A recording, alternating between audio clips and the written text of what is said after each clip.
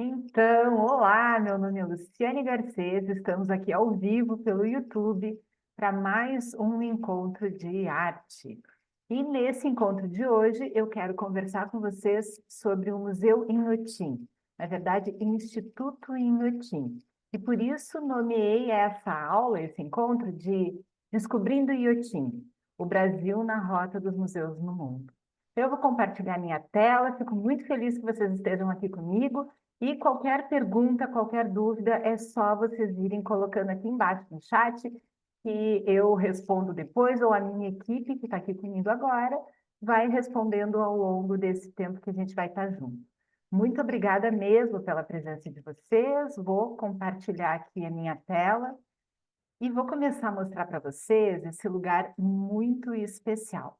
Realmente é um lugar que cativou meu coração. Já estive lá mais de uma vez e não é um lugar simples de a gente ver num dia só, né? É um lugar que vale a pena a gente passar mais tempo. Então, esse encontro é para falar de um lugar muito especial para nós brasileiros, não só os amantes da arte. O Instituto Inhotim é um dos maiores museus a céu aberto do mundo. Fica a aproximadamente 60 quilômetros de Belo Horizonte, em Brumadinho, no estado de Minas Gerais. E se encontra num lugar que é verdadeiramente único. É uma mistura de arte e natureza fantástico. É um lugar que vale a pena colocar na agenda, colocar na lista de viagens inesquecíveis e realmente desfrutar esse tempo. Tem uma área gigante composta por fragmentos florestais, jardins lindamente criados e muito bem mantidos, isso é importante dizer. E o Instituto Inhotim, ele abriga um dos mais importantes acervos de arte contemporânea do Brasil e, por que não dizer, do mundo também disponíveis hoje. O Instituto ele é extravagante, ele é inesquecível, ele é experiencial, ou seja, a gente não passa só por lá, a gente experiencia essa visita. Ele é também exótico, audacioso e é lar de um enorme jardim botânico. É um dos mais surpreendentes institutos de arte contemporânea, junto a um jardim botânico que é absolutamente fantástico. Então, Inhotim possui uma coleção de arte internacionalmente reconhecida, mas o espaço em si também deixa todo visitante realmente surpreso. E é sem dúvida, né, o maior museu a céu aberto da América Latina, estando entre os melhores do mundo na sua categoria. Nessa imagem vocês podem ver um fragmento, uma imagem aérea que mostra um vislumbre da imensidão e do verde muito abundantes lá no Instituto. E é em meio a essa floresta que a gente passeia para ver a arte. Colaborando com artistas no comissionamento de novas obras ou adaptando trabalhos já existentes a espaços construídos especificamente para abrigá-los, os projetos artísticos de Inhotim, eles se relacionam com a natureza, com o paisagismo envolvente que foi criado especialmente para esse fim. Principalmente o impressionante conjunto de trabalhos exteriores em grande escala. E nessa imagem aqui, eu estou mostrando para vocês um banco, a gente pode sentar, descansar, tirar um tempo. Ele foi esculpido pelo artista Hugo França, a partir de árvores caídas lá na área do Instituto, que é uma das marcas do Instituto Inhotim, esse cuidado com a natureza, onde cada detalhe conta, cada detalhe para recepcionar o espectador. E aí já vai me contando aqui embaixo, se você esteve lá no Instituto Inhotim, sentou nesse banco que nem eu e se deliciou com esse lugar realmente especial.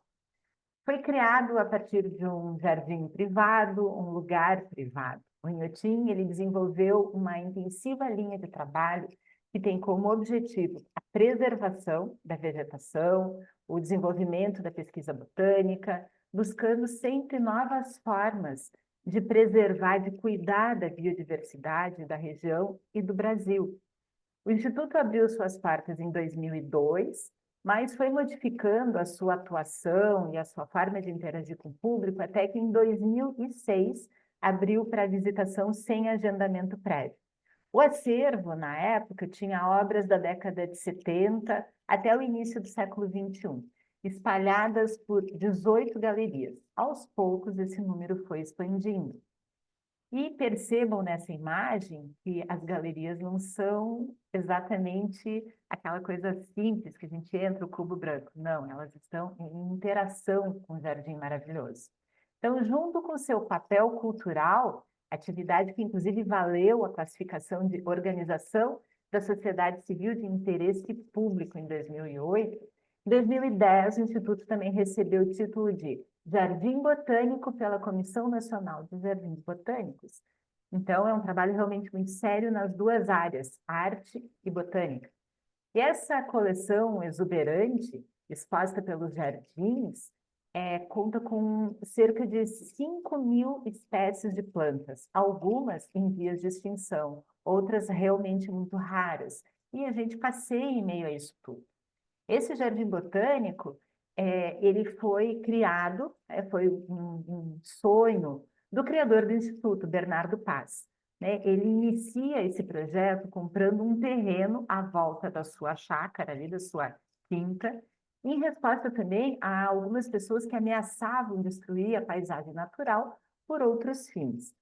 Tendo comprado mais ou menos uns 3.000 hectares de terra ao redor da sua fazenda, e ao redor da fazenda em Inhotim, ele pediu ao amigo Roberto Burle Marx, uma pessoa bem importante na história do paisagismo e da arte brasileira, que o ajudasse a projetar essa paisagem, a organizar esse jardim, essa grande paisagem que eram essas fazendas.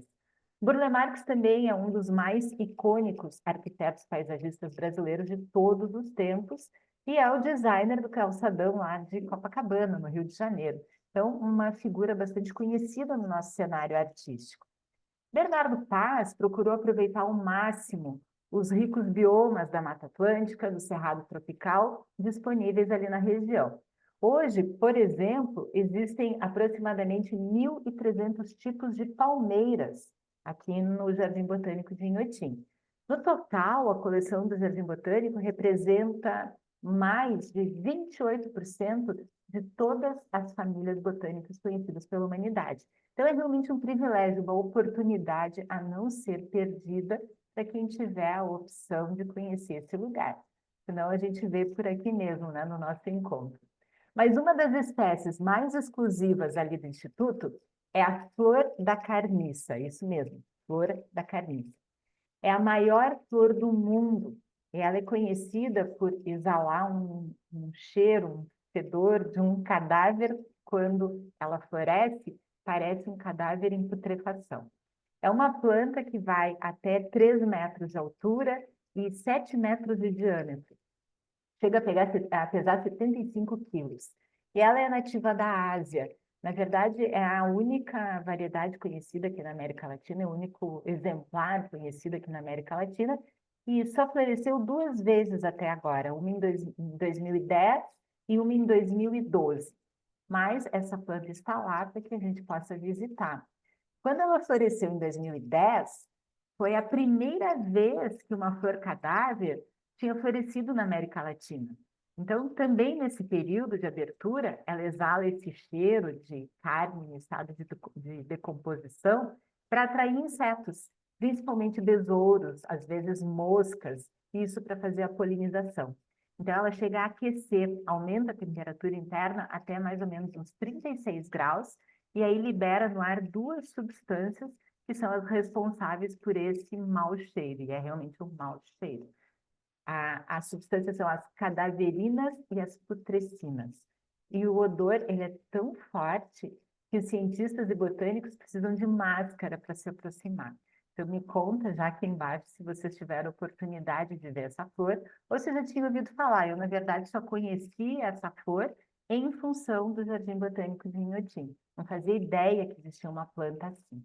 Então, o Instituto Inhotim vem me ensinando muito a respeito de arte, de botânica, mas também a respeito de como um local público deve receber o seu espectador, como cativar esse público, desde a criança que não está ali interessada realmente em aprender arte contemporânea, até a pessoa que tem um conhecimento, ou como eu, que dá aula e está indo lá para aprender ainda mais. O Instituto Inhotim faz isso, ele recebe a todos. E os jardins são verdadeiramente deslumbrantes. Então, tem uma variedade de vegetais, flores, oferece uma experiência botânica única. Como eu disse, eu só fui aprender muito de botânica quando estava lá, e a respeito de outras espécies também. E os visitantes podem explorar trilhas que são mais sombreadas, cruzar pontes suspensas, descobrir, apreciar os jardins. Quem gosta de botânica, nossa, tem ali um espaço que é realmente inesquecível. Então, o Inhotim não é só um museu de arte, um acervo de arte contemporânea importantíssimo. Ele é também um exemplo de conservação, preservação ambiental, estudo e pesquisa nessa área. E os jardins, como eu disse, incluem plantas nativas da região, de outras partes do mundo, plantas raras, plantas em perigo de extinção. E a equipe de botânicos e biólogos trabalha incansavelmente para manter e proteger essas plantas, contribuindo, então, para a conservação da biodiversidade. Além disso, o Inhotim promove práticas sustentáveis, como, por exemplo, a utilização de energia solar, captação de água da chuva. São iniciativas que visam reduzir o impacto ambiental do museu e também servir de exemplo para outras instituições culturais, ampliar esse tipo de alcance. E como eu disse, inaugurado ao público sem agendamento prévio em 2006, Inhotim rapidamente se tornou um dos destinos turísticos mais populares do Brasil. Então, tem uma área total de visitação de mais de 140 hectares.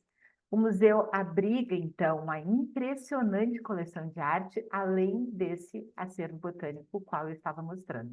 E o Instituto foi fundado pelo empresário Bernardo Paz, que cumpre o objetivo de criar um espaço dedicado à arte, cultura, preservação ambiental, oferecendo ao público e a todo aquele que é interessado no assunto um espaço de qualidade, de respeito e realmente um espaço exemplar para que a gente possa desfrutar isso tudo. Em termos de arte contemporânea, as comparações mais próximas ao Instituto Inhotim são o Storm King Art Center, nos Estados Unidos, o Parque de Esculturas de Yorkshire, no Reino Unido, ambos medindo aproximadamente 500 acres, mas com muito menos obras de arte em exposição. Então, o Instituto Inhotim, ele é realmente algo fora da curva, algo que vale a pena a gente conhecer um pouco melhor. O cenário é deslumbrante, os visitantes são recebidos por um espaço que é muito planejado, lagos, trilhas, e tudo isso permeado por arte, muita arte contemporânea. É uma combinação, então, de beleza natural, arquitetura moderna, porque quem gosta de arquitetura também se encanta, e as obras criando uma atmosfera, um espaço de desfrute único, como vocês podem ver aqui nessa imagem. Eu vou falar alguns fatos sobre Inhotim que surpreenderam também o cenário da arte contemporânea no mundo. Então, como eu disse, está entre os maiores museus de arte ao ar livre. Inhotim tem uma série de galerias de arte, então elas são espalhadas pelos jardins. Elas são espalhadas, elas estão junto com o Jardim Botânico, não está cada coisa separada. Cada galeria foi projetada por um arquiteto ou um escritório de arquitetos importante, alguém que seja referência na sua área, e foi projetada de forma única para complementar a experiência da obra de arte exposta. Então, uma das mais conhecidas é a Galeria da Adriana Varejão, que eu vou comentar com mais profundidade depois, mas que exibe obras dessa artista brasileira, e a própria galeria foi pensada em relação às obras que ela faz. Outra galeria imperdível é a Galeria Cildo Meireles, que apresenta algumas instalações muito interessantes, que são icônicas desse artista, como essa, que é o desvio para vermelho, que a gente pode caminhar ali pelo meio, fotografar, ver como o artista cria esse ambiente que é ao mesmo tempo familiar, é uma sala, mas também é estranho, porque ele nos causa esse estranhamento, onde tudo é vermelho. A gente pode abrir a geladeira, ver o que o artista realmente disponibiliza para a gente. Então, são obras que fazem parte do acervo brasileiro e que são importantes para a nossa história e para a nossa arte contemporânea. Mas, além dessas galerias permanentes, Inhotim também recebe exposições temporárias. Então, eles trazem obras de artistas do mundo todo, convidados, exposições que têm um período ali que garantem que cada visita em Inhotim seja uma experiência nova. A gente acaba que se surpreende em cada visita, sempre com algo novo para apreciar, algo novo para aprender, como nessa instalação, que está na Galeria da Praça, de Mônica Ventura. É uma instalação em grande escala, uma construção que remete a uma tenda tribal do Benin. Então, é uma arquitetura típica de certas culturas africanas, onde a artista traz essa imagem, constrói com palha, veludo, metal, madeira, ela constrói algo que remete a essa arquitetura, mas traz simbologias relacionadas a práticas religiosas ancestrais de matriz africana, que tem a ver com essa tribo do Benin. E essa obra ela foi comissionada pelo Instituto Inhotim para ocupar o vão central da galeria. Ela mede mais ou menos 4 metros de altura e 9 metros de largura. Então vejam que são realmente instalações monumentais, posto que o próprio espaço do Instituto, ele chama por esse tipo de trabalho. Ele nos convida a ter uma obra desse porte. O Instituto Inhotim, ele recebeu esse nome a partir de um engenheiro. O nome Inhotim, ele pode parecer incomum, mas na verdade ele é derivado de um nome em inglês muito comum. Esse engenheiro era um engenheiro inglês, era o Mr. Tim, ou Senhor Tim, como ele era chamado. Lá no século XX, o nome pertencia então a esse engenheiro e agricultor. Ele era britânico, dono da maior fazenda da região, lá de Brumadinho, em Minas Gerais, onde se encontra o Instituto. Hoje a fazenda é ainda maior, né, e é a base desse instituto todo, das galerias. Mas, na época, né, no dialeto local de Minas Gerais, esse senhor era chamado de Inhotim. Inho, de senhor, abreviatura, é algo que é muito coloquial. Então, mesmo depois de ele não ser mais o proprietário, o senhor Tim, ou Inhotim, como o povo chamava ele, a fazenda manteve o nome, né? Inhotim se pronuncia Inhotim. E quando chegou a hora de dar o nome oficial, o fundador do Instituto, Bernardo Paz, optou por manter esse que já estava em uso e era algo muito característico da região e do falar do mineiro, né? Então, essa preservação, ela vem para a cultura imaterial também. E uma das características distintivas ali do Instituto são as obras de arte expostas ao ar livre. Então, além das galerias, quando a gente vai passeando pelo Jardim Botânico, nós também nos surpreendemos com obras que são icônicas e estão ali ao ar livre, perfeitamente integradas à paisagem. Essas esculturas e instalações transformam o museu numa espécie de parque temático para os amantes da arte contemporânea. Existem algumas pessoas que dizem que Inhotim é a Disneylândia dos amantes da arte. E é mais ou menos isso, a gente se encanta.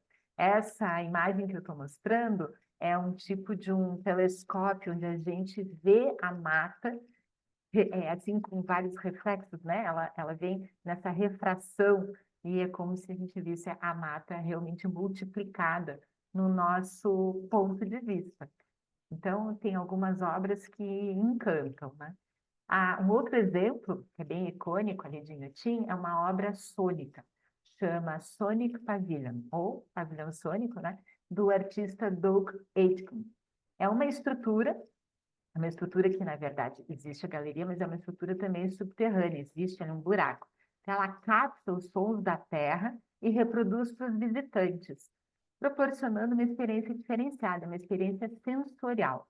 Então, os visitantes entram no pavilhão sônico e encontram um buraco no centro. É realmente um buraco de 213 metros de profundidade. E ali tem os microfones, chamados microfones geológicos, que captam os sons ao vivo. Esse som é real, da rotação, movimento de rotação da Terra, do deslocamento das placas tectônicas, ou seja, é geologia em movimento, como diz o próprio artista. Então, as obras, elas fazem mais do que só nos oferecer algo visual, digamos, um desfrute estético visual. Tem obras que exigem um pouco mais do espectador.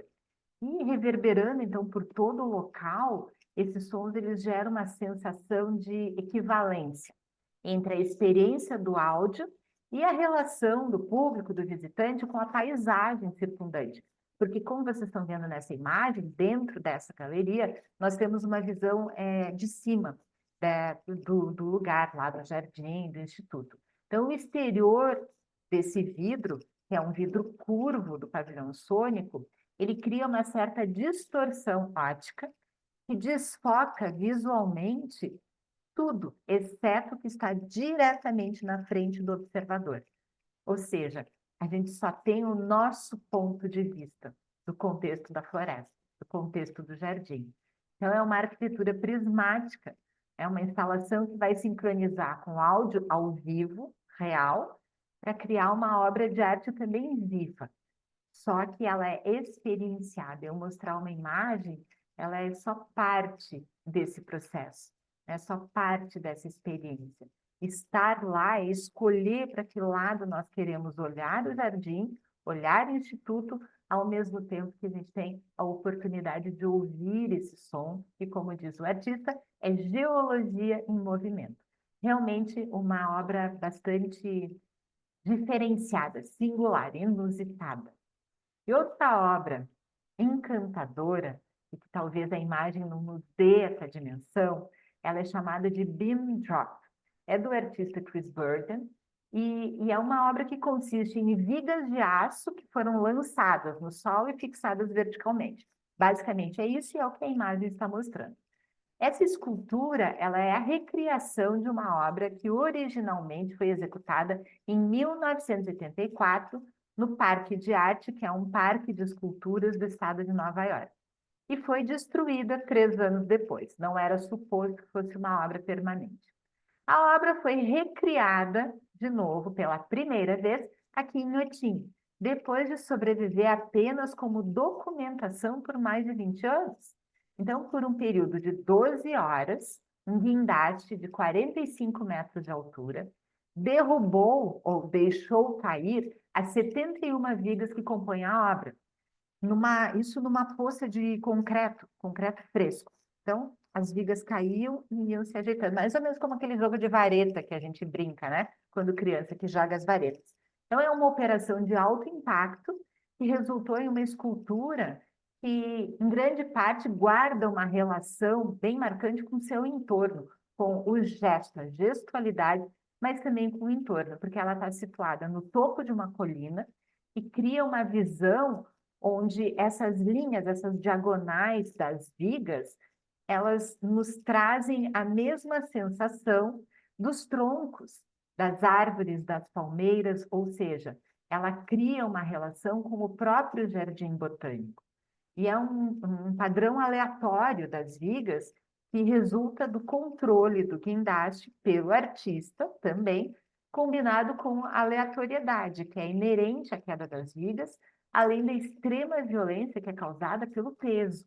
Então, imaginem que é uma obra que ela tem um resultado leve, muito lúdico, mas o gesto para criar essa obra é um gesto violento, um gesto perigoso.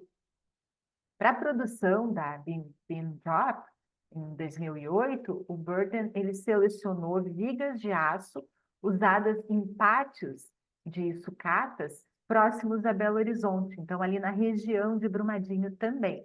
E depois manipulou essas vigas para criar uma composição que lembra também o gestualismo das pinturas do expressionismo abstrato.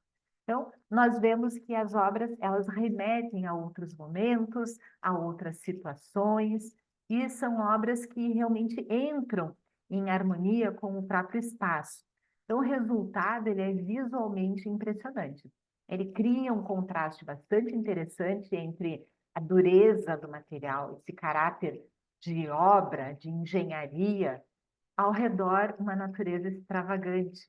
Então, tem aquilo que é orgânico, natural, biológico, com aquilo que é realmente da engenharia, da indústria, do aço, e convido o público, então, a refletir sobre isso, né? Essa interação, o homem e o meio ambiente, a engenharia e aquilo que a natureza oferece. E pode me contar aqui embaixo, se você já esteve lá e o que que você achou dessa obra. Eu realmente fiquei impactada, já estive algumas vezes, e até o cheiro, ele muda quando a gente chega perto dessas vigas. Então, é uma obra que chama a minha atenção. Ela clama pela minha investigação. E os pavilhões e galerias de arte lá do Inhotim têm um acervo de aproximadamente 1.860 obras, um pouquinho mais, de arte contemporânea, feitas por 280 artistas de 43 países diferentes. Então vejam que não é um acervo pequeno. Não estou falando de pouca coisa. O acervo de Inhotim é realmente entre os mais importantes de arte contemporânea disponíveis. Para um museu de arte contemporânea que expõe o seu trabalho em meio à floresta tropical, isso é impressionante. Encontramos obras por todo o caminho, escondidos em meio ao jardim, existem alguns trabalhos que realmente captam a nossa atenção, além das galerias. Como essas esferas, que eu estou mostrando aqui nessa imagem, foram feitas de aço inoxidável, da artista Yayoi Kusama. Então, a obra é uma referência ao mito de Narciso, aquele que se encanta pela própria imagem refletida na água. Vejam que temos, então, mitologia e arte contemporânea. E essa instalação reúne 750 esferas de aço inoxidável sobre um espelho d'água, na cobertura de uma construção que é o Centro de Educação e Cultura Burle Marx. Então, nas palavras da artista, a obra se comporta como um tapete cinético. Cinético porque, devido à ação do vento, ou seja, a ação do meio ambiente sobre a obra, essas esferas, elas criam diferentes agrupamentos em meio a uma vegetação aquática. Então, a obra está sempre mudando, assim como a natureza, em constante mutação. Então, mais um exemplo de obra que vem em relação ao ambiente que o Instituto proporciona. E essas obras presentes no Instituto Inhotim abrangem uma ampla variedade de mídias, desde pintura, escultura, instalação, desenhos. Existem obras que vão usar áudio, como eu mostrei o pavilhão sônico, vídeo, instalações de trabalhos participativos, tem até uma piscina que a gente pode entrar. E os artistas incluem alguns dos nomes dos artistas mais famosos do contemporâneo, como Yayoi Kusama, que eu acabei de mostrar, alguns artistas falecidos, Hélio Oiticica, temos Ben Graham, Doris Salcedo, Olafur Eliasson. Então vejam que são nomes de peso no universo da arte. Lígia Pape, Matthew Barney, Tunga, Chris Burden. Temos nomes que realmente são nomes de referência na arte contemporânea no cenário mundial. Essa obra que eu estou mostrando é uma obra que, inclusive, por vezes, passa desapercebida ao espectador mais desatento, ele mais distraído, que está só passeando, porque se ele vem por um caminho que é um pouquinho mais longe do que esse que eu estou mostrando, ele só vê o espelhamento do jardim, o espelhamento da mata, e nem percebe que aquilo ali é uma galeria em si também. E o Inhotim, então, também impressiona pelo número de visitantes. Apesar de ter uma localização remota, na Mata Atlântica, mais ou menos 60 quilômetros de Belo Horizonte, numa estrada que não é rápida, então exige um tempo, exige um deslocamento, uma intenção, planejamento para que a gente chegue lá. Já ultrapassou os 3 milhões de visitantes desde a sua inauguração ao público em 2006. Então, ali encontramos restaurantes, cafés, a lojinha do museu, que tem publicações excelentes, vários livros muito bons, e tudo isso acessível em carrinhos de golfe. São carrinhos elétricos, a gente também pode fazer a pé, mas eu recomendo fortemente que, se vocês estiverem com a intenção de visitar Inhotim, comprem o passe para o carrinho de golfe, porque eu acredito que é fundamental para um bom aproveitamento do passeio. Compra, eles botam a pulseirinha e a gente pega o carrinho em pontos específicos. Esse é um carrinho coletivo, ele passa em certos horários em pontos pré-determinados. São vários carrinhos, o tempo de espera entre um e outro é relativamente curto, e eles fazem as rotas pré-determinadas, que ali no mapinha que a gente pega quando entra, dá para se programar. Existe uma outra opção, que é de comprar um passe para um carrinho privado, né? Onde você pode escolher o roteiro, o motorista leva, acompanha, né? Fica aguardando em cada local que a gente para. Eu nunca fiz essa opção, porque ela tem um preço bem mais elevado, mas eu sempre vejo muitos grupos que optam por essa experiência. Então, acredito que as duas são válidas, né? E os grupos realmente desfrutam muito do seu tempo quando optam pelo carrinho, seja o carrinho coletivo ou o carrinho privado. Não que a gente não esteja caminhando também pelo jardim, apesar de ter o carrinho, né? A gente faz as duas coisas, mas o carrinho ele nos salva de um tempo de subidas, e lembrando que lá em geral é bem calor, né? Mas o fundador, Bernardo Paz, ele primeiro colecionou arte moderna.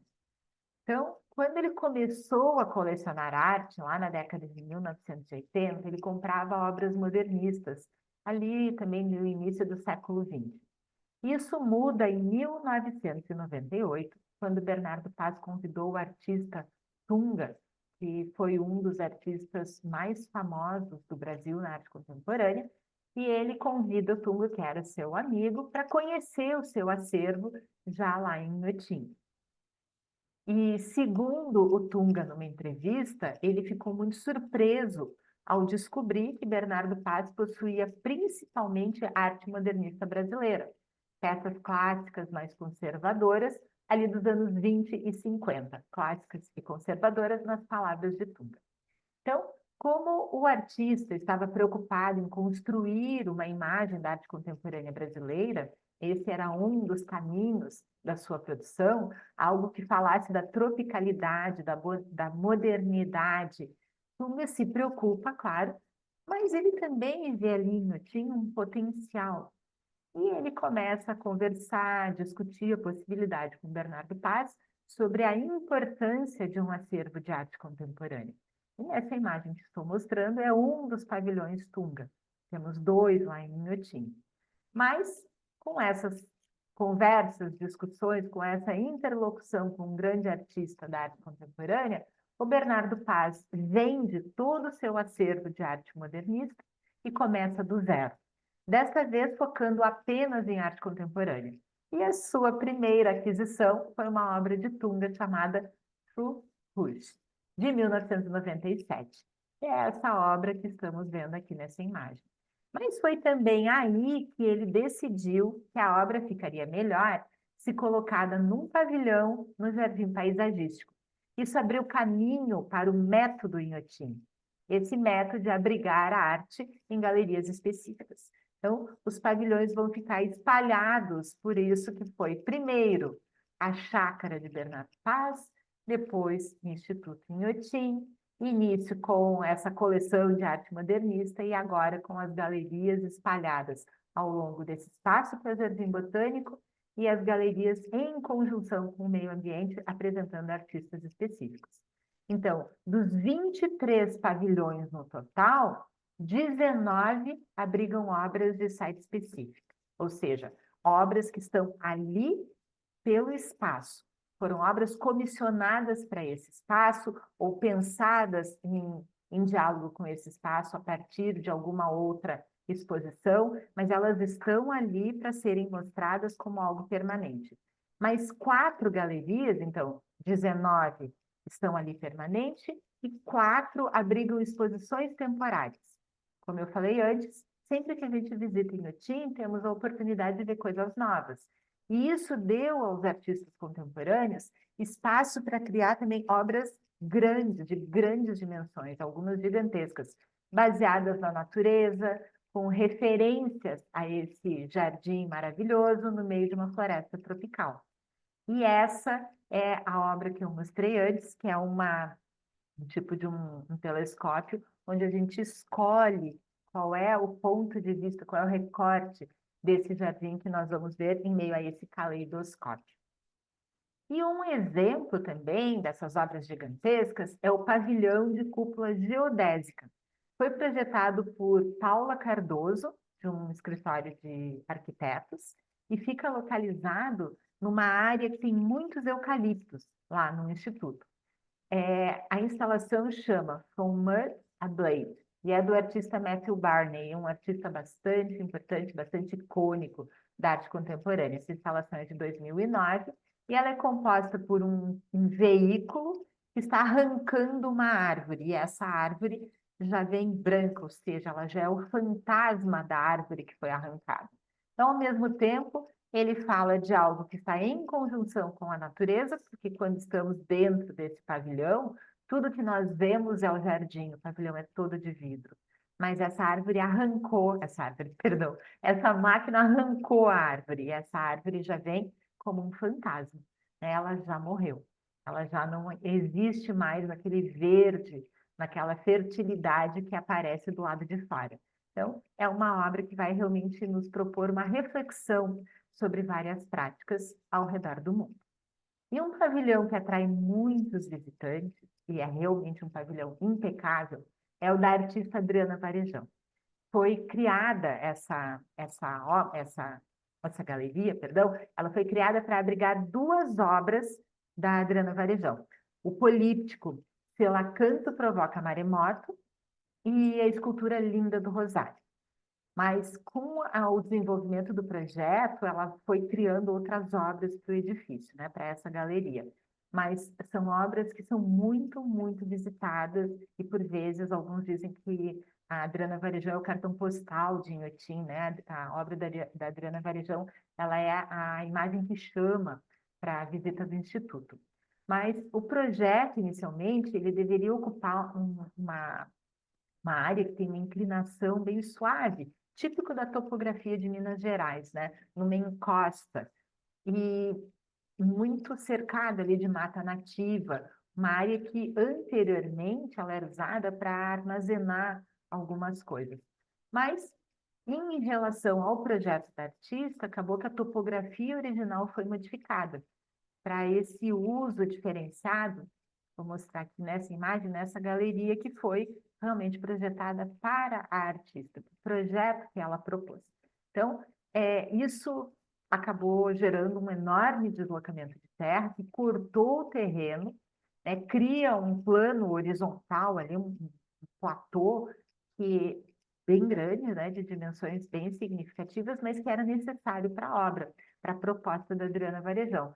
Isso eu conto como um exemplo, né, para acentuar o fato de as obras estarem realmente em comunhão com o entorno, adaptando um e outro para um melhor resultado, né? Adaptando aquilo que precisa. E aqui nessa vista aérea, vocês têm uma noção de que temos a galeria e temos também esse espelho d'água na frente, que faz parte da proposta artística de Adriana Varejão. Então, a instalação, que é intitulada Se Lá Canto Provoca Maremoto, ela é composta de uma parede, que é coberta com tela pintada com tinta a óleo e gesso, e foi apresentada essa proposta, né, essa obra, pela primeira vez em 1999 na Galeria Camargo Villace de São Paulo. Lógico que numa versão reduzida, né, muito menos telas, muito menos placas. E o nome era Azulejões, então ela tinha outro título. Mas foi a partir de uma outra montagem na Fundação Cartier de Arte Contemporânea, em Paris, na França, em 2005, que a Adriana Varejão pensou o formato atual do trabalho, atual, mostrado lá em Inhotim, que hoje ocupa as 4 paredes da sala da galeria, e são 4 paredes com 184, entre aspas, azulejões. Esses azulejões são painéis, então são 184 painéis, de 1,10 m cada um. 1,10 m por 1,10 m. E essas telas, então, são pintadas com uma técnica com tinta a óleo e gesso para dar essa sensação representando azulejos portugueses. É essa imagem que eu estou mostrando para vocês. Então, a artista tem como ponto de partida a azulejaria barroca portuguesa. Observem os azuis e brancos, essa gestualidade, né? Essa coisa das ondas, das volutas, das espirais, um jogo de formas, volumes, sombras, que é recorrente nesse estilo artístico e nos chama para o barroco. Tem até os anjinhos barrocos em alguns desses azulejões, né, desses painéis, dessas telas pintadas. E a obra, ela vem com uma superfície craquelada, esse é o papel do gesso, como se fossem obras que tivessem sofrido a passagem do tempo, como muitos azulejos que encontramos em patrimônios históricos brasileiros e estão se estragando pelo tempo e falta de preservação. Então, a Adriana Varejão vai nos chamar atenção para algo que é um problema. Não é um problema só nosso, mas é também um problema nosso. O nosso patrimônio precisa de um olhar mais cuidadoso, especialmente lá em Minas Gerais. E os painéis, eles foram montados de maneira desordenada, às vezes ela não forma uma imagem só, poderia, mas intencionalmente não é esse o objetivo da artista. Ela vem com o objetivo de produzir algo que parece até uma grande onda, né? Um maremoto. Então, o título da obra remete às pichações encontradas no Rio de Janeiro, de onde a artista vem, na década de 1970, feitas principalmente por Carlos Alberto Teixeira, que se inspirou na frase que ele ouviu numa série de um programa infantil, que era uma série japonesa que chamava National Kid, e que teve grande repercussão na época. E o selacanto, ele é um peixe de mais ou menos 1 metro de comprimento, é encontrado na costa africana, e dizem as lendas que o selacanto seria o peixe que provocaria os maremotos. Então, National Kids vai explorar essa lenda, o Carlos Alberto Teixeira vai explorar o National Kid nas pichações, e a Adriana Varejão vai relacionar isso tudo em obras que remetem à azulejaria portuguesa, e é um problema de patrimônio e restauro que nós temos também no Brasil, especialmente em Minas Gerais. Então, ela entrega ao espectador uma articulação entre pintura, escultura, arquitetura, ao mesmo tempo em que ela revisita elementos, referências históricas e culturais. Ela trata da azulejaria barroca portuguesa como principal referência histórica, além da história colonial que liga Portugal ao Brasil. E eles estão dispostos, assim, de maneira desordenada, casual, também propondo uma reflexão sobre como os azulejos quebrados foram substituídos em vários murais barroco portugueses e em vários monumentos importantes da nossa história. Então, o descaso da preservação do patrimônio vem como um ponto de partida para essa obra, que é uma obra visualmente bastante impactante. E a Adriana Varejão, ela é considerada uma das artistas brasileiras mais importantes no cenário contemporâneo. E o trabalho dela tem como base a pintura. E o elemento mais presente que nós vemos na sua trajetória poética são os azulejos portugueses, que nos remetem a essa história colonial brasileira. Então, pensar a tradição, a história, está presente na arte contemporânea de Adriana Varejão. E na entrada da galeria, na parte externa, como eu mostrei antes na vista aérea, tem uma outra instalação da Adriana que chama Panaceia Fantástica. E vejam que é fantástica com PH, como se a gente estivesse falando de um português que não existe mais. Então, é um tipo de plataforma com uma espécie de mesa ali no centro, composta por azulejos. E esses azulejos, eles são ornamentados com serigrafia. É serigrafia cerâmica. É uma técnica bem comum na azulejaria industrial, é uma técnica que também acontece na louça, que a gente usa no dia a dia, mas esses azulejos da artista, ele vem com uma serigrafia que representam desenhos de plantas alucinógenas. Então, são azulejos que retratam 50 tipos de plantas alucinógenas de diversas partes do mundo, até numa espécie de catalogação botânica, em relação ao próprio papel do Jardim Botânico de Inhotim. Então, vejam que a relação é sutil, mas ela está presente. E a obra ela foi concebida originalmente como um múltiplo, feita com uma tiragem que possibilitaria diversas aplicações, né? Como a própria matéria-prima, o azulejo, onde cada um define como que é o seu conjunto de azulejos. Mas um desses azulejos tem serigrafado um texto que sugere a relação entre os efeitos alucinógenos das plantas e a consequente mudança, né, na percepção do que está à nossa volta. Então, como o alucinógeno age no cérebro e na percepção do sujeito. Um efeito que, segundo o artista, também pode ser provocado pela arte. Então, vejam que numa instalação sutil, delicada, que não tem uma grande percepção visual no todo, como eu estou mostrando aqui. Ela faz a conexão com os azulejos da sua poética, com o jardim botânico circundante e com o efeito que a arte pode criar naquele que realmente se deixa levar pela arte, se deixa encantar, se deixa desfrutar pela arte. Então, é uma obra que ela é sutil, mas ela cumpre o seu papel, mais uma vez. Cumpre o seu papel ao espectador que investe em conhecer a obra, né? Não é só passar por ali, já vi, é mais um. Então, a arte, ela pede isso da gente, né? Que a gente preste atenção nela, descubra os segredos, descubra as sutilezas.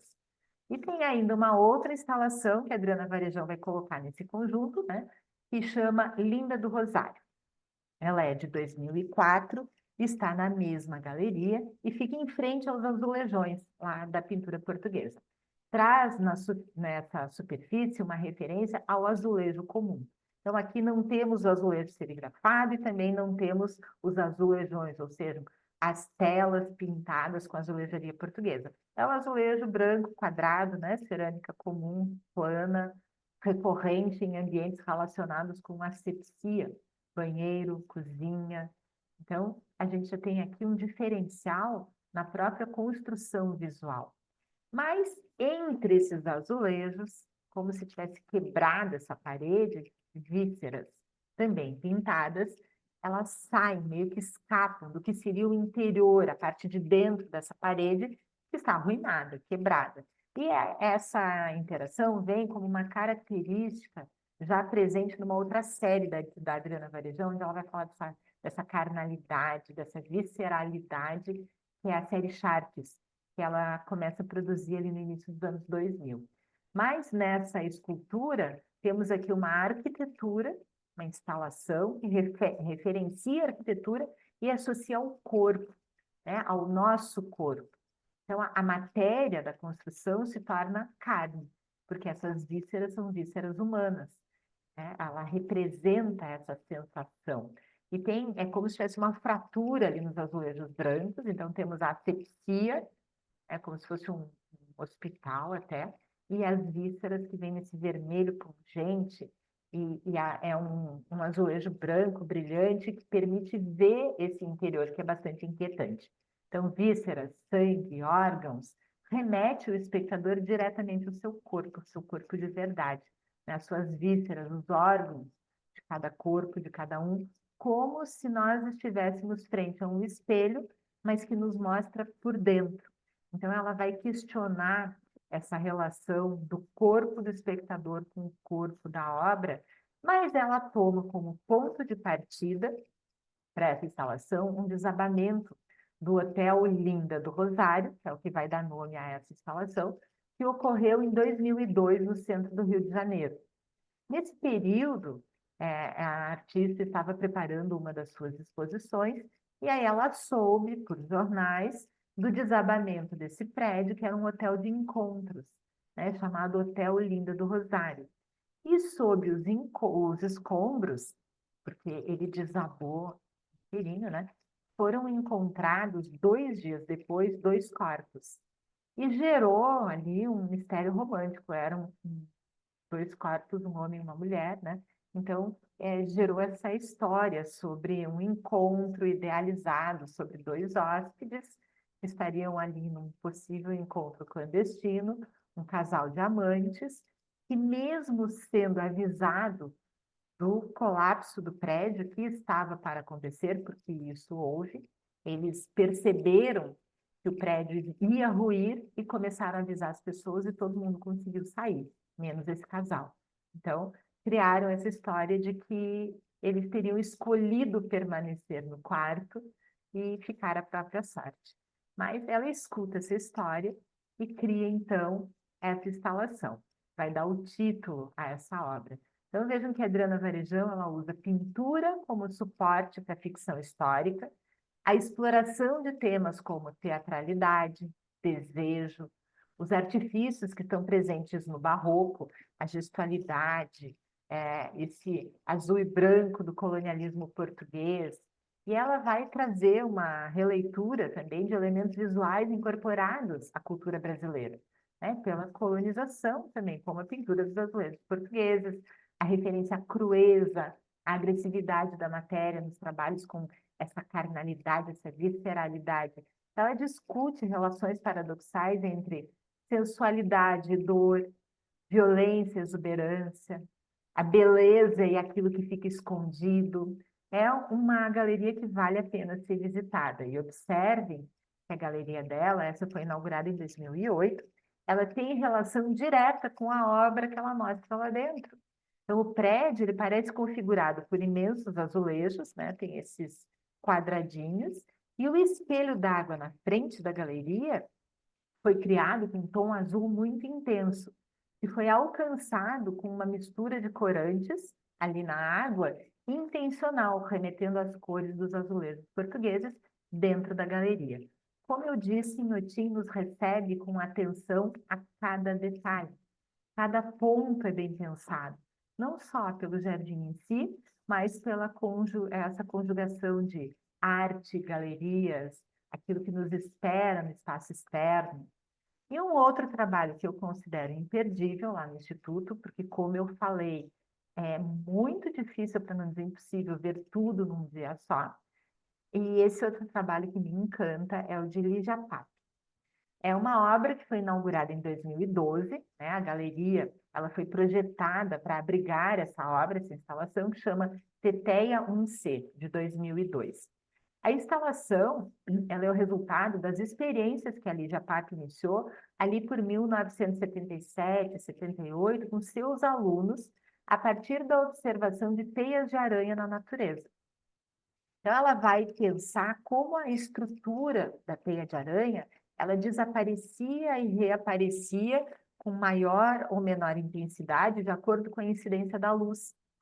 Então, ela vai pensar como espécies de colunas que somem e reaparecem à medida que o espectador caminha pelo espaço da proposta expositiva dela. Então, vejam que algo tão simples como observar as teias de aranha resultam para uma artista que tem um pensamento criativo impecável, como tinha Lígia Pape, numa obra que é uma obra muito poética e muito delicada. Então, são elementos de arquitetura, né? Como a ausência total de luz, e vem para desafiar também a nossa percepção espacial. Porque dependendo da maneira como a gente olha ou se movimenta na galeria, nós temos o breu total e, de repente, a gente dá de cara com essa imagem dourada, como que raios de ouro. A primeira vez que eu vi, eu pensei imediatamente na arte egípcia, e aquela configuração dos raios de ouro, onde o sol era o Deus supremo e o ouro era a materialização do brilho do sol. Mas isso sou eu que sou apaixonada por arte egípcia. Mas Lígia Pape vai trazer, então, como uma proposta de encontrar algo escondido na escuridão, como a teia de aranha. E ela foi uma das protagonistas dos movimentos concreto, né, o concreto no Brasil. Nasceu em 1927, faleceu em 2004. E ela teve um impacto inegável no desenvolvimento da arte conceitual não figurativa brasileira. E Teteia C, essa instalação que se encontra em Inhotim, ela vem ligada a esse interesse de longa data da Lígia Pape em libertar a obra de arte de uma forma estática. Então, segundo ela, a obra que ela buscava, ela precisaria ter essa percepção diferenciada e interação direta do espectador. E o título é um trocadilho da língua portuguesa mesmo, né? Teia e teteia, né? Como a teteia é essa gíria brasileira, que seria algo, alguém interessante, né? Algo que evocaria um prazer. Então, a teia e essa teteia, essa gíria. E essas teteias, então, elas são construídas numa instalação que é algo quase geométrico, né? São fios prateados ou dourados, configurados num espaço absolutamente escuro, fechado, e esses fios eles vão do chão ao teto, num canto da sala, atravessando, em ângulos diferenciados, e esses grupos de fios, eles percorrem o espaço. Alguns, eles se cruzam, ou seja, eles criam grupos, ambientes, e nós percebemos de acordo com o nosso percurso pela obra, porque dependendo do nosso ponto de vista, a gente acessa mais ou menos luz, então mais ou menos brilho, cor, fios. E esses grupos de fios, eles se cruzam e nos dão essa sensação, então, de que é a luz que está entrando no ambiente, mas aí é uma luz diferenciada, né? Se fosse uma luz do sol, teriam todos o mesmo direcionamento. E a maneira como a Lígia Patti configura, tem várias propostas aqui. Então, é uma instalação que mescla o real, o imaginário, a história da arte, a configuração com a natureza, permite ao espectador descobrir a obra por meio de uma interação, uma inspeção, uma intenção de estar ali e mexer com esses pontos de vista. E a palavra vai trazer também essa sensação de que algo ali é para ser desfrutado, é um prazer estar ali. Vem também dessa investigação que a artista começa ali nos anos 50, mais ou menos, 1950, 1960, ela vai fazer uma investigação artística que permeiam as tapeçarias. Então, são referências à tecelagem, que vai ser vista em algumas xilogravuras de Lígia Patti. Era uma série que chamava Tecelares, que foi criada ali no limiar do movimento neoconcreto, mas já mostra essa referência de onde vem esse tratamento do fio. Então, Lígia Patti, ela vai ampliando as suas investigações e o resultado que temos em Inhotim é esse resultado, como eu disse, bastante poético, bastante delicado e muito vinculado, no meu entender, à história da arte. Outro artista interessante, que aí não está numa galeria, um desses artistas que passeando pelo jardim a gente descobre, é Edgar de Souza. Então temos ali 3 esculturas que são parte de uma série em bronze fundido que foi desenvolvida ao longo dos anos 2000. As figuras, elas fazem referência a uma figura masculina baseada no corpo do próprio artista, em escala menor, né? Então, ele vai mexer um pouco com essa escala, criando um certo estranhamento no público. Elas estão dispostas linearmente e sugerem, num primeiro momento, que seria uma leitura de um movimento contínuo, como se o artista tivesse nos mostrado os vários movimentos do corpo num gesto em pleno processo. Mas um segundo olhar mais atencioso nos mostra que é uma ação fragmentada, sem relação direta entre causa e efeito em cada uma das posições. Elas não estão em referência real umas com as outras. Então, essa figura aqui, ela mostra, é um gesto solidificado no bronze, né? Não sendo um corpo anatômico real, e sim um movimento em bronze. Então, cada uma delas mostra esse gesto em processo, uma gestualidade em processo. Essas figuras, elas são impossíveis, elas são imaginárias, mas elas sugerem algo que a gente se identifica. Pode ser parte da nossa própria gestualidade, né? da nossa própria movimentação. Então, tem pulsão, tem gestualidade, tem processo, tem movimento, tem desmembramento e, ao mesmo tempo, fusão de corpos, onde temos aqui são 2 corpos num gesto só. Então, o Edgar de Souza, ele exige também do seu espectador que preste atenção, as coisas não são exatamente como parecem num primeiro momento. E lá no Instituto Inhotim, nessa configuração, elas foram agrupadas pela primeira vez sobre uma base de concreto elíptica, como que criando essas bases de esculturas, mas essa no nível do chão. Então, eles estão como que brincando, né? Rolando ali pelo espaço de Inhotim.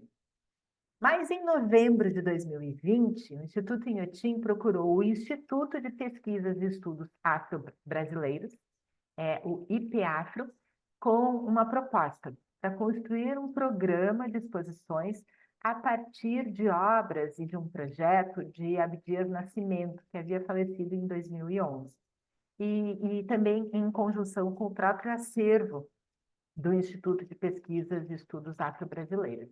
Então, em uma ação de curadoria compartilhada, algo que foi inédito até então no Instituto Inhotim, né? Então vai inaugurar uma nova proposta, num modelo que ainda eles não tinham experimentado, As duas instituições, Instituto Inhotim e Instituto IPEAFRO, né, de Pesquisas e Estudos Afro-Brasileiros, eles vão ocupar a Galeria Mata com parte da coleção Museu de Arte Negra, uma iniciativa que foi encabeçada pelo próprio Abdias Nascimento nos anos 1950 e vai em 2021, então, fazem os 10 anos, né, de falecimento desse artista, e vão ter várias ações, exposições, e ainda hoje a Galeria Mata, então, oferece parte desse acervo em exposições pensadas para que a gente possa refletir sobre o acervo de arte afro-brasileira especificamente, como eu estou mostrando aqui nessa imagem,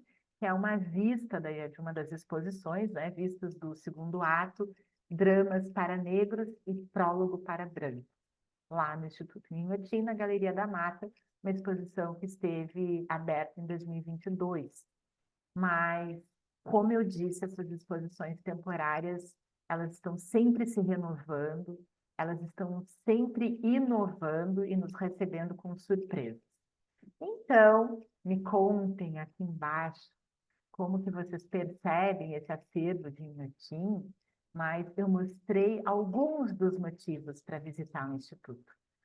Tem muito, muito mais. Vale lembrar que o Instituto é imenso. Em um dia nós não vemos tudo, muito menos num encontro.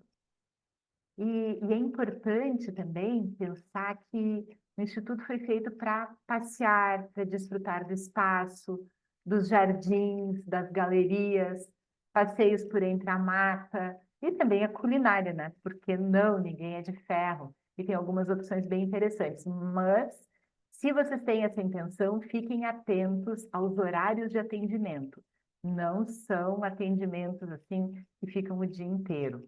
Já estive em situação de simplesmente não encontrar mais o restaurante que eu queria e optar por aquilo que estava disponível. Mas é importante também estar atento a certas opções de galerias que precisam de agendamento para visita, como a galeria que abriu em 2023, da Yayai Kusama. Tinha uma fila de espera gigantesca, não consegui entrar naquela que tinha fila de espera gigantesca, só consegui entrar nessa que trabalhava com luz negra, mas que já foi uma experiência bastante interessante e impactante. Mas, como viram então, em cada curva, uma galeria, uma obra nos surpreende, é válido todo o tempo e todo o trajeto do Inhotim, porque são vários os trajetos possíveis. Mas se você tem curiosidade em saber mais, explorar mais sobre os artistas que expõem aqui, sobre as obras disponíveis no acervo, eu convido vocês a explorarem também o Clube Viajar na História da Arte, que é uma plataforma que eu disponibilizei para vocês. Então, esse clube, que na verdade é a minha menina dos olhos, é uma plataforma digital onde você escolhe o que você quer ver primeiro, no seu tempo, no seu ritmo, como eu estou mostrando aqui na imagem. Aqui nessa imagem é uma dessas páginas ali da plataforma, onde você escolhe qual é a aula, qual é o vídeo que quer assistir. Cria o seu próprio ritmo da história da arte. Pensem que é uma Netflix de arte, cultura e turismo, onde você clica no vídeo que quer assistir, na ordem que escolhe, na ordem que deseja e tira o seu tempo. E assim também são os conteúdos. Não estão todos lá, eu estarei atualizando, estou atualizando o clube a cada mês. Estou sempre criando novas aulas, buscando novos assuntos, fazendo novas pesquisas, trazendo novidades e também criando as aulas que vocês pedem, explorando lugares que vocês mencionam. Como nessa imagem aqui, nós temos essa informação de que em breve essa aula estará disponível, porque eu estou em processo de criá-la. Então, e já me conta aqui embaixo se tem algum assunto que vocês preferem, que gostariam que eu explorasse, que pesquisa e estudo é coisa que eu não dou para trás.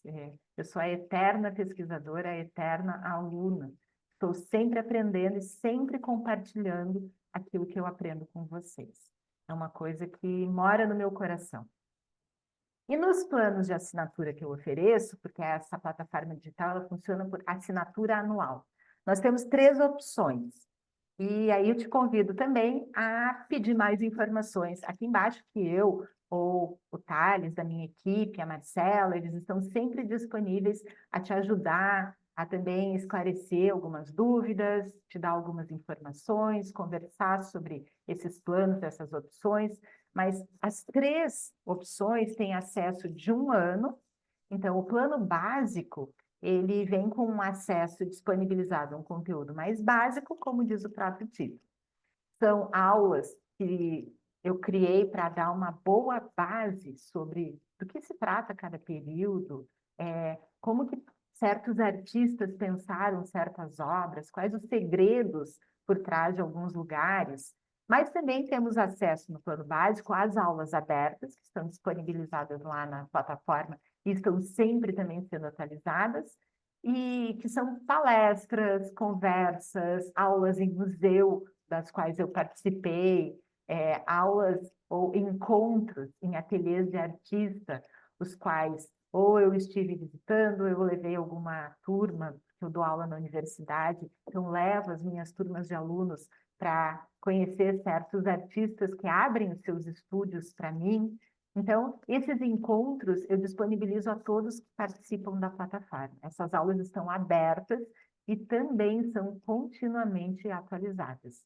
Nesse plano básico, o seu investimento é de 12 vezes de R$ 101,90, ou seja, R$ 100 por mês, acesso anual e ainda as aulas bônus que eu estou sempre criando e inventando para vocês. Mas se você tem interesse em um produto um pouco mais aprofundado, o segundo plano, o plano Pro, você tem acesso a todo o conteúdo básico, mais o conteúdo avançado que eu disponibilizo ali na plataforma. E aí teremos essa surpresa, então. São aulas específicas sobre certos artistas, onde eu vou ver com mais cuidado um ou outro artista. Por exemplo, o teto da Capela Sistina tem 6 aulas só sobre o teto, pensando no Michelangelo e de que forma ele cria aquela que é uma das pinturas mais importantes do mundo. Então, nesses encontros, que eu chamo de encontros mais avançados, é uma oportunidade para mergulhar mais nesse universo de arte, cultura, pontos turísticos, mas sempre permeando, né, esse universo da história da arte. E esse plano, como eu estou mostrando aqui na imagem, ele está sendo disponibilizado com investimento de 12 vezes de R$ 189 para acesso anual.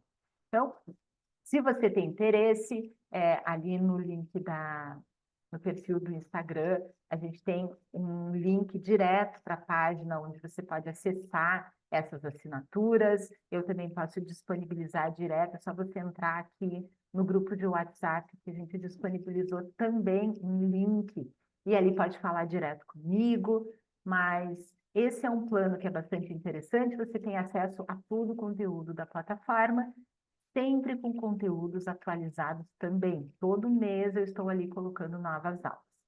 Mas a cereja do bolo, aquele que é o plano mais especial, digamos, é a terceira opção. É o plano Premium. Então, ali você tem acesso a todo o conteúdo da plataforma, básico, avançado, aulas bônus, mas temos uma outra novidade também. Nesse plano, você tem direito a um encontro online de 2 horas por semana comigo. Então, uma vez por semana, nós nos reunimos via plataforma Zoom para termos uma aula especial, um encontro, onde também nós conversamos, tiramos dúvidas, vemos com mais carinho, mais atenção os assuntos que permeiam a história da arte contemporânea. De vez em quando recebemos convidados, artistas, pesquisadores, que vêm falar sobre seus estudos, suas pesquisas, seus trabalhos, apresentar suas obras. E nesses encontros, você tem a oportunidade de conversar também com esses artistas, apresentar as suas questões, discutir a obra, e muitas vezes geram conversas fantásticas para o próprio artista, não só para nós. E de vez em quando ainda organizamos encontros presenciais, em exposições, palestras, seminários. Agora estamos organizando uma visita à exposição de Joana Vasconcelos lá em Curitiba, e aí quem pode vai, a gente conversa, se encontra. um café, de vez em quando até um vinho, porque ninguém é de ferro, e nesses momentos existem as trocas, né? Que é um momento bastante importante, que realmente é um dos momentos que aquece o meu coração e me faz ter tanta vontade de seguir nesse projeto, que é um projeto bastante grandioso. Não sei quando que eu vou terminar de colocar aulas nessa plataforma, estou sempre inventando um assunto novo. Agora estou fazendo uma pesquisa bem meticulosa sobre a história da joalheria, já tenho uma pesquisa pronta para gravar sobre a história da cerâmica. Então, conteúdo não falta, me falta tempo para acelerar essas gravações, mas está em processo, está acontecendo, mas também tem outra novidade. Quem escolhe esse plano, que eu digo que é a cereja do bolo, ganha ainda diversos e-books, que são os guias para facilitar o conhecimento, a compreensão, o acesso a esses assuntos da história da arte e que também estão aos poucos sendo disponibilizados na plataforma. O investimento desse plano, como eu coloquei aqui na imagem, são 12 vezes de R$ 667, acesso anual com tudo que eu te contei antes. Então, ele contempla 4 encontros por mês, de 2 horas cada, 12 meses, além de todo esse conteúdo disponibilizado ali na plataforma. Então, se você gostou, se interessou por esse projeto, não perca tempo. E também as pessoas que se inscreverem na plataforma, todo aquele que se inscrever no clube até o dia 5 de maio, ali às 23 horas e 59 minutos, vai ganhar a chance de escolher pelo menos 2 assuntos para 2 aulas. E aí eu preparo essa aula especialmente para vocês, coloco na plataforma, referencio o seu nome como criador da temática escolhida. Então, você só tem que me mandar o assunto ali pelo WhatsApp ou aqui pelo próprio perfil do Instagram, entre em contato comigo, conversa comigo, me diz o que você espera. E eu espero que vocês tenham gostado dessa minha proposta. Esse é um projeto muito especial para mim. Eu adoro dar aulas. De vez em quando eu ainda levo grupos em viagens, como já levei para Inhotim, com o foco em desfrutar a arte, desfrutar a história da arte, arte contemporânea, conhecer aquele lugar e compreender, não com quantas pedras foi feita a pirâmide, mas por que as pessoas fizeram as pirâmides. Estou dando só um exemplo. Por que as pessoas criaram esse monumento? Como que elas pensavam? O que que elas acreditavam? Isso me interessa. Como as pessoas viviam, quem elas eram, que é o que possibilitou que essas obras fossem feitas. E de vez em quando fazemos essas viagens, então, com grupos. Esse ano não temos mais nenhum grupo aberto disponível, mas temos projetos para o ano que vem. Então, este projeto da plataforma, Clube Viajar na História da Arte, realmente mora no meu coração. É o resultado de anos de programação, pesquisa, organização, tentativas, por uma professora que, teoricamente, não tem tempo para mais nada, visto que as minhas aulas na universidade, os meus compromissos como curadora e crítica de arte independente, os meus compromissos com pesquisas e participação em congressos nacionais, internacionais, publicações de artigos, capítulos de livro, tudo isso já preenche o meu tempo, mas eu não desisto, e aqui nós estamos. Eu estou sempre buscando conteúdo e talvez essas pesquisas todas ainda alimentem essa plataforma, né?